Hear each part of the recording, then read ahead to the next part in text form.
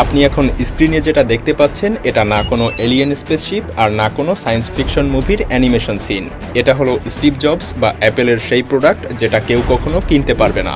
এখন অবাক করা ব্যাপার হলো অ্যাপেলের এই হেডকোয়ার্টারটি তৈরি করতে খরচ হওয়ার কথা ছিল $50 কোটি, অথচ সেখানে খরচের মাত্রা এসে থামে $500 কোটি। তবে কি দুনিয়ার সবচাইতে বড় বিজনেস কোম্পানির দ্বারা এত বড় ভুল? স্বাভাবিকভাবেই ব্যাপারটা বেশ অস্বাভাবিক, তাই না?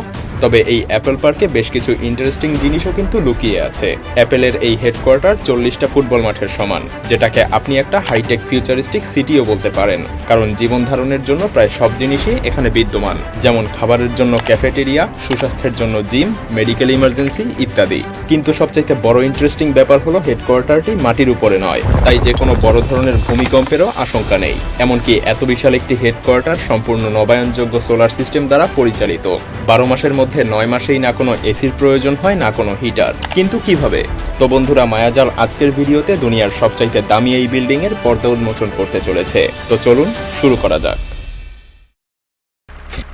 And we've come up with a design that puts 12,000 people in one building. এটা ছিল স্টিভ জবসের স্বপ্ন, যেটা তিনি 2011 সালে সিটি কাউন্সিলের সামনে বলেছিলেন। কিন্তু এই স্বপ্ন তার ছিল 2004 সাল থেকেই। মূলত তিনি তার কর্মচারীদেরকে এমন একটা পরিবেশ দিতে চাচ্ছিলেন যেখানে পরিবেশ আর বিল্ডিং এর মাঝখানে কোনো ক্রস লাইন থাকবে না।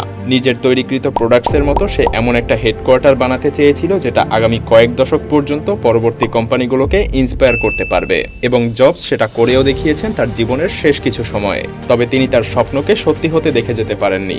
অক্টোবর 2011 সালে অ্যাপলকে টিম কুকের কাছে হস্তান্তর করে তিনি পৃথিবী থেকে বিদায় নেন। কিন্তু অবাক করা বিষয় হলো এই ক্যাম্পাসটি তৈরি করার পূর্বে সে $50 কোটি খরচের একটা অনুমান করলেও 8 বছর পর ক্যাম্পাসটি যখন পুরোপুরিভাবে তৈরি হয়ে যায় তখন এর খরচের মাত্রা গিয়ে দাঁড়ায় $5 বিলিয়ন, অর্থাৎ $500 কোটি। কিন্তু আরও ইন্টারেস্টিং ব্যাপার হলো 2008 সালে এই টাকাটা অ্যাপলের টোটাল ক্যাশ রিজার্ভের 2% ছিল, আর বর্তমানে এই টাকাটা তাদের কাছে অতি নগণ্য। কারণ অ্যাপেল বর্তমানে $2.08 ট্রিলিয়ন সাথে সাথে দুনিয়ার সকল বিলিয়নার্সদেরকেও পেছনে ফেলে দিয়েছে। ক্যাম্পাসের ব্যাপারে বলতে গেলে বলতে হয় অ্যাপেল প্রথমে একটা নতুন জায়গা কেনে বেশ কম দামে, এবং তাদের প্রতিযোগীদের থেকে কিছুটা আড়ালে থাকার জন্য তারা নিজেদের পরিচয় গোপন রেখেই এই জায়গাটা কেনার পরেও তাদেরকে এই জায়গার জন্য গুনতে হয়েছে $160 মিলিয়ন। 175 একরের এই জমিটি অ্যাপল 2008 সালের আগেই কিনে রেখেছিল, কিন্তু কাজ শুরু করার পারমিশন পায় 2013 সালে। আর এই বিল্ডিং এর দায়িত্বে ছিলেন দুনিয়ার সবচেয়ে বড় আর্কিটেক্ট নরম্যান ফস্টার, যিনি এমন আর এমন সব আর্কিটেকচার পৃথিবীকে উপহার দিয়েছেন। 2017 সালে যখন অ্যাপেলের ওপেনিং হয় তখন দুনিয়া জুড়ে শুধুমাত্র অ্যাপেল পার্কেরই গুণগান চলছিল। অ্যাপেল পার্ককে মানুষ রিং অথবা স্পেসশিপ নিকনেমও দিয়ে থাকে।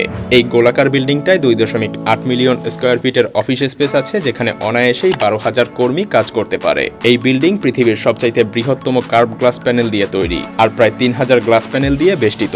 এই ক্যাম্পাসের বাইরে এবং ভেতরে দুই পাশেই গ্যালারির মতো জায়গা রাখা হয়েছে, যাতে কর্মচারীরা বের হতে বা প্রবেশ করার সময় হাঁটতে হাঁটতেই এই ক্যাম্পাসের সম্পূর্ণ সৌন্দর্য উপভোগ করতে পারে। তবে অ্যাপেল পার্ক কিন্তু শুধুমাত্র এই বিল্ডিং এর জন্যই বিশ্বজুড়ে বিখ্যাত না।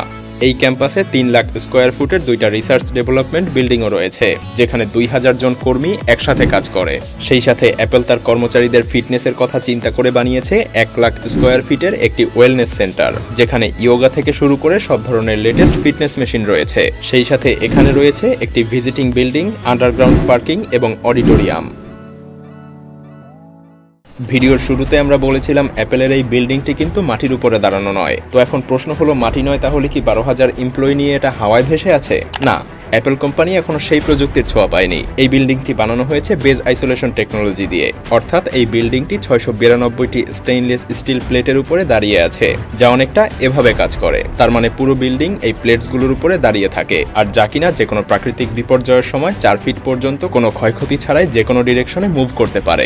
শুধু তাই নয়, এই প্রযুক্তি এতটাই কার্যকরী যে প্রায় 8-এর বেশি ম্যাগনিটিউড ঝটকাকেও সহজে নিয়ে নিতে পারে। আর অ্যাপেলের এই বিশাল ক্যাম্পাসকে সুরক্ষিত রাখতে স্টিভ জবস নিজেই এটাকে পছন্দ করেছিলেন। তবে জাপানের এই প্রযুক্তিটি শুধুমাত্র অ্যাপেলের মেইন বিল্ডিং না, বরং অ্যাপেল পার্কের অডিটোরিয়াম, যাকে স্টিভ জবস থিয়েটার বলতো, সেখানেও ব্যবহার করা হয়েছে। এই অডিটোরিয়ামটি স্পিকারবিহীন 155 ফিট জায়গার উপরে মেটালিক কার্বন ফাইবার দিয়ে তৈরি করা হয়েছে। একসাথে 1000 লোক ধারণ করার পরেও পুরো জায়গাটাকে আপনার খালি বলেই মনে হবে না। অ্যাপেলের কাছে কোনো জাদুবিদ্যা নেই যার ফলে এমনটা মনে হয়। আসলে থিয়েটারের আসল রূপ গ্রাউন্ড ফ্লোরে, উপরে শুধু এই কাচের দেয়াল। সিঁড়ি বা লিফট ইউজ করে নিচে যাওয়ার পরে লবি দেখা যায়, যেখানে রয়েছে স্টিভ জবস থিয়েটার। এখানে 1000 মানুষ একসাথে বসতে পারে। এখানকার প্রতিটা লেদার চেয়ারের দাম $14,000। শুধুমাত্র এটাই না, অ্যাপেল পার্কের প্রতিটা জিনিসই অনেক দামি। এমনকি তাদের কাছে পিৎজা রাখার জন্য নিজস্ব পিৎজা বক্সও আছে। কিন্তু অ্যাপেল পার্কের সবচেয়ে বড় ইন্টারেস্টিং জিনিস কি তাহলে? আসলে এটার নামেই সেই ইন্টারেস্টিং জিনিসটি লুকিয়ে আছে, মানে অ্যাপেল পার্ক। এটা আসলে একটা পার্ক।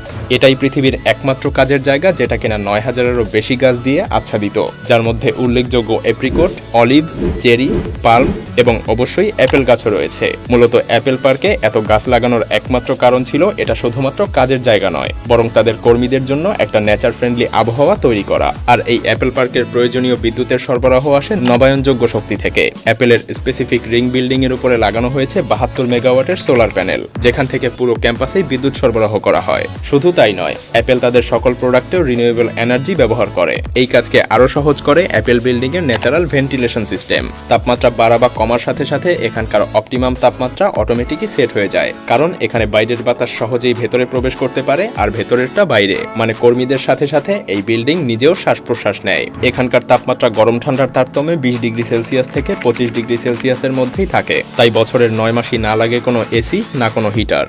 অ্যাপেল গার্ডেনের ক্যাফেটেরিয়া এত বড় যে এখানে একসাথে 4000 লোক ফুড এনজয় করতে পারবে কোনো গ্লাসের মধ্যে আবদ্ধ না হয়ে, বরং তারা ফুড এনজয় করবে নেচারকে উপভোগ করতে করতে। এছাড়াও এখানে রয়েছে 3.2 কিলোমিটার রানিং পাথ, 1000 সাইকেল, এমনকি এখানে আন্ডারগ্রাউন্ড পার্কিং সিস্টেমও রয়েছে, যেখানে 14000 গাড়ি পার্ক করা যায় যাতে করে বাইরের সৌন্দর্য নষ্ট না হয়। আরও রয়েছে একটা ইয়োগা সেন্টার এবং 2টা ফিটনেস সেন্টার। সেই সাথে ক্যাম্পাসের সৌন্দর্য আরও বাড়ানোর জন্য এর সেন্টারে রয়েছে রংধনুর মতো একটি স্থাপনা। এই রংধনুর কালার অ্যাপেলের পুরনো লোগোর মতোই ইউজ করা হয়েছে। এরপর আসে অ্যাপেলের ভিজিটিং সেন্টার, যেখানে আপনি আপনার আইপ্যাডে সহজেই অ্যাপেল পার্কের পুরো একটা রিয়েল ভার্সন দেখতে পাবেন।